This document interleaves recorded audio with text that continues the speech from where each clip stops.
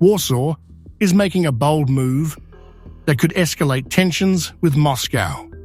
Polish President Andrzej Duda has called on the United States to deploy nuclear weapons on Polish soil, reviving a Cold War-era posture that would bring NATO's most powerful deterrent closer to Russia's borders. In an interview with the Financial Times, Duda argued that shifting US nuclear infrastructure eastward is a necessary response to Russian aggression, emphasizing that such a move would enhance regional security. The borders of NATO moved east in 1999, so 26 years later, there should also be a shift of the NATO infrastructure east, Duda said. I think it's not only that the time has come, but that it would be safer if those weapons were already here.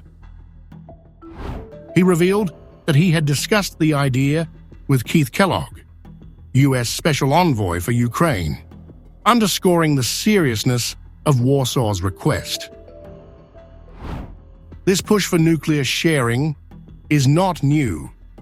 Duda had previously floated the idea in 2022, but the Biden administration rejected it. With Donald Trump back in the White House, Poland is seizing the moment to reintroduce the plan. The proposal mirrors Russia's 2023 decision to deploy tactical nuclear weapons in Belarus, a move that heightened regional fears and signaled Moscow's willingness to escalate its nuclear posture.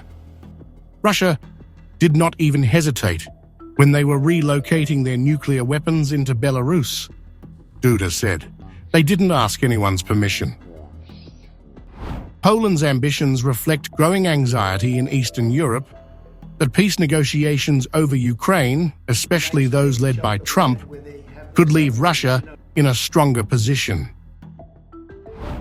While Poland has traditionally relied on NATO's collective defense, its leadership is exploring alternative security options.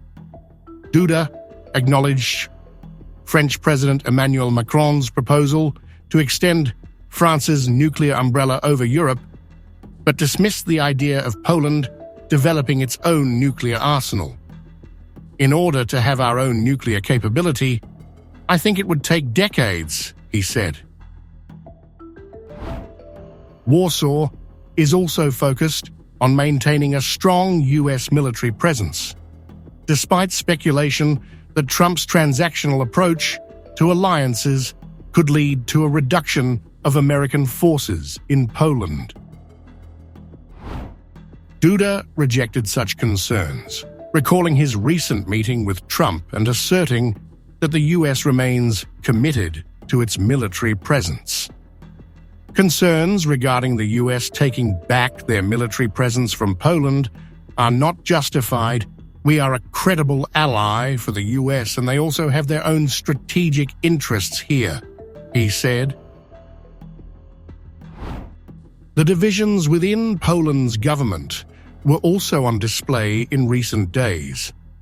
Polish Foreign Minister Radosław Sikorski clashed with US Secretary of State Marco Rubio and billionaire Elon Musk over Ukraine's access to the Starlink satellite system.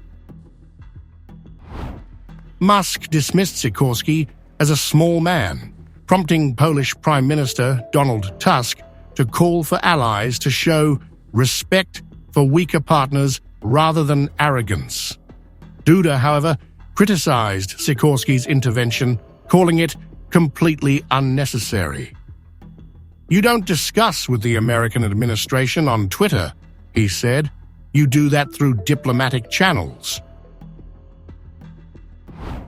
A nominee of the opposition Law and Justice, PIS party, has been at odds with Tusk's ruling coalition since it took power in 2023. His repeated vetoes have blocked key elements of Tusk's reform agenda, and Poland's constitutional court, packed with PIS-appointed judges, has become a battleground in an ongoing institutional crisis.